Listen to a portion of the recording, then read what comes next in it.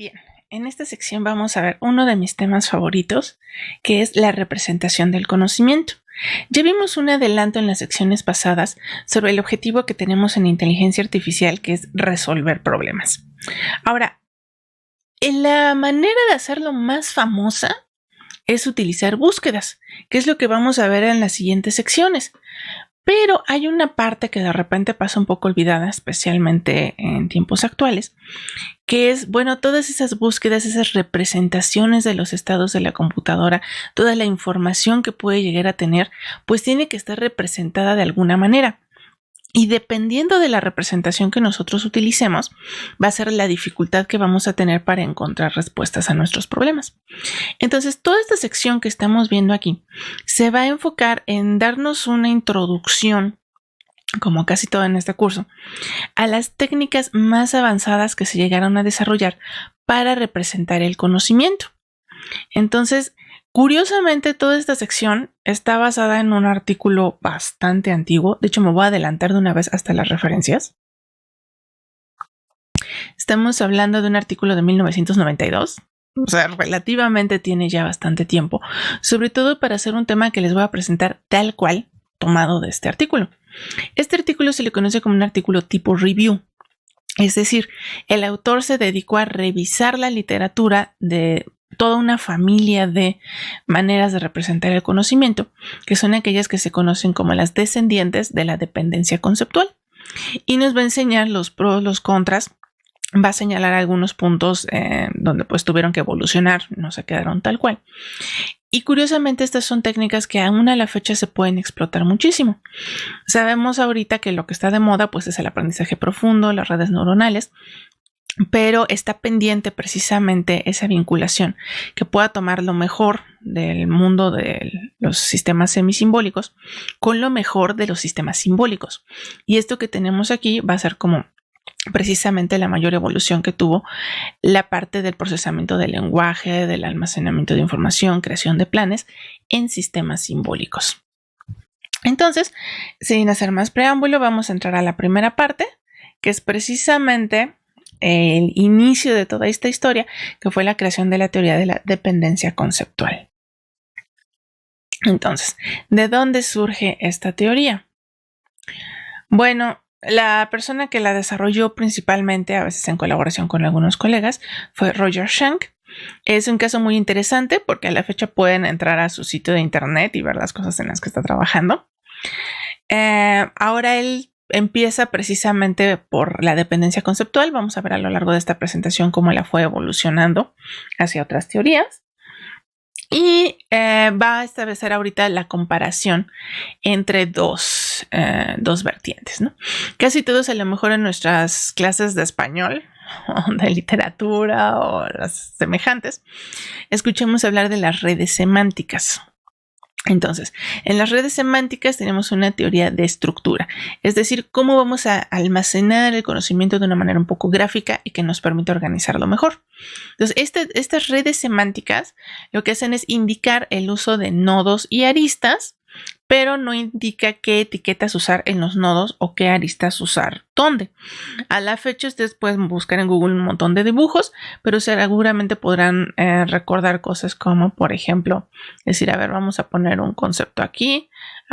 Casa, ahí habitan personas, familias. Las personas pues pueden ser tipos de estoy inventando. Iba a decir tipos de humanos, pero eso creo que son casi sinónimos. Bueno, son tipos de animales. Entonces, aquí tendríamos que decir que las fechas también tienen una clasificación. Tipo de persona o casa. Entonces, una persona habita en una casa. Podríamos tener aristas dirigidas, no dirigidas. Las familias también habitan en. Entonces, en general solamente tenemos esta idea, ¿no? Vamos a utilizar nodos para escribir ahí los conceptos y los vamos a conectar por medio de aristas donde se indica la relación entre esos conceptos. Y esta teoría, eso es lo único que nos dice. Ahora, yendo precisamente a más detalles sobre qué vamos a poner adentro de la estructura, vamos a tener a la dependencia conceptual. Y esta es una teoría del contenido. Su esencia es la elección de acciones primitivas y los nombres de las dependencias que las enlazan. Entonces, algo que nos tiene que llamar aquí la atención es que estas teorías van a estar orientadas especialmente a la realización de acciones. Otra vez, si lo que estamos tratando de hacer es resolver problemas, pues lo que podemos hacer es realizar acciones para trasladar nuestro mundo de un estado hacia el estado que nosotros deseamos. Entonces, estas teorías se están orientando precisamente a cómo vamos a representar estas acciones, sus efectos en el mundo, quiénes están participando en ellas. Entonces, la meta original, de hecho, que tenía la dependencia conceptual, era desarrollar una representación de la base conceptual que subyace a todos los lenguajes naturales. Obviamente esto se desarrolló principalmente en Estados Unidos, Europa. Entonces estaríamos hablando de inglés. Si quieren, pensemos en español, francés. Ahora, teóricamente, entonces esto debería poder incluir también en lenguajes como el mandarín, ruso o otro tipo de lenguajes, no sé, japonés. La idea es que debería de poder existir una representación donde podamos incluir todos los conocimientos acerca de los cuales están hablando, todos los hechos, y de ahí, si tenemos esa representación, podríamos decidir generar las frases en cualquier idioma, llámese alemán, chino, bengalí o lo que ustedes quieran.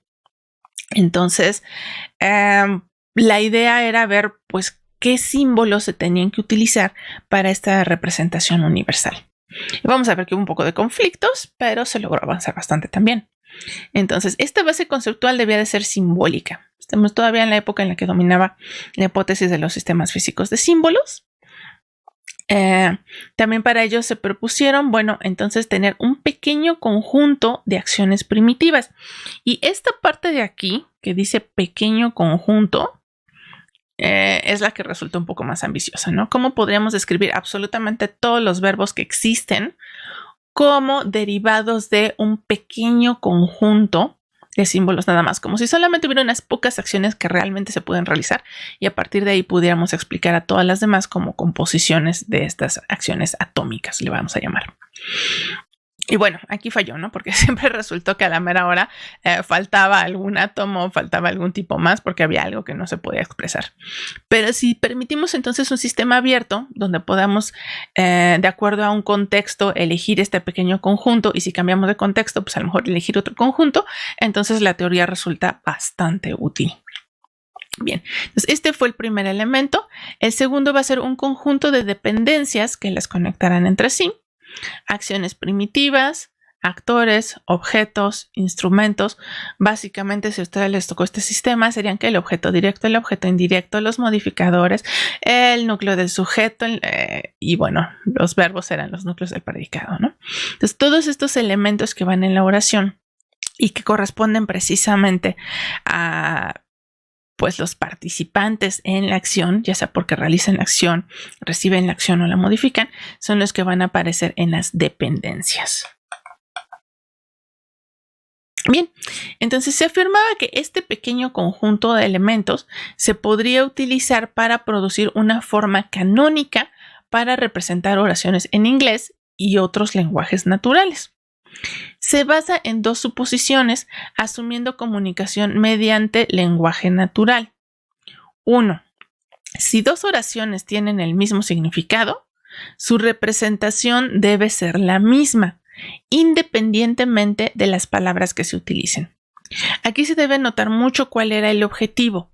Si yo digo una frase, se debería de poder traducir a esta representación única.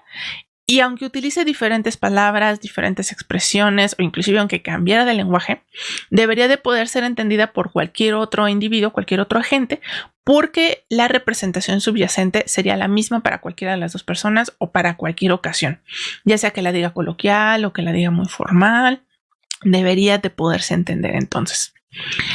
La información referida, punto número 2, la información referida de forma implícita debería ser incluida en la representación de forma explícita. Para ello se requerirán los mecanismos de inferencia adecuados. Aquí está apareciendo un elemento muy importante de cuando platicamos entre seres humanos. Hay muchísimas cosas que nosotros no decimos explícitamente, pero que o se pueden inferir de las otras cosas que hemos dicho, o se pueden inferir del contexto, o se pueden obtener de ciertos sesgos que ya tenemos los seres humanos, con los cuales rellenamos esos agujeros con una especie de valores por defecto. Entonces, lo que nos está diciendo este sistema es que además de la representación de lo que dije explícitamente, vamos a necesitar mecanismos de inferencia que nos permitan rellenar, hacer explícito todo aquello que como personas estamos suponiendo mientras estamos sosteniendo una conversación. Y aquí viene un ejemplo muy sencillo. Dice, compré naranjas en el mercado, las puse en la canastita. Observemos que si analizamos solito el enunciado, las puse en la canastita, pues aquí no dice explícitamente quién es las. Entonces, ¿qué puso en la canastita? Pues para eso necesitamos referirnos al contexto y darnos cuenta de que en la oración de al lado acababa de decir que compré naranjas. Entonces, por la experiencia que tenemos los seres humanos, sabemos que este las se tiene que referir a las naranjas de las que estaba hablando en la oración anterior. Y entonces explícitamente esta representación tendría que decir que este las se refiere a el mismo objeto naranjas que tenía en la oración anterior. Entonces este es el ejemplo de cosas que aquí, pues ya no mencioné explícitamente que está en la canastita, pero sí se puede obtener de otras oraciones. Hay casos más complejos donde a lo mejor podría estar hablando de algo y simplemente señalando con la mano, no aparece en el lenguaje, pero por el lugar donde nos encontramos de ahí se podría inferir que se trataba de naranjas. Pero bueno, esos ya son casos un poco más complicados. Aquí casi todos se van a referir a cosas que se puedan leer del mismo contexto de lo que estamos hablando. Entonces, siguiente punto, dice, aunque se sabe que no es posible usar un conjunto tan pequeño, varios elementos de la teoría han sobrevivido y son sumamente útiles. Como les decía, aquí simplemente es estar abiertos a que realmente ese conjunto de acciones atómicas se va a tener que poder extender. Bien, en la siguiente parte veremos qué vocabulario se utiliza para dependencia conceptual.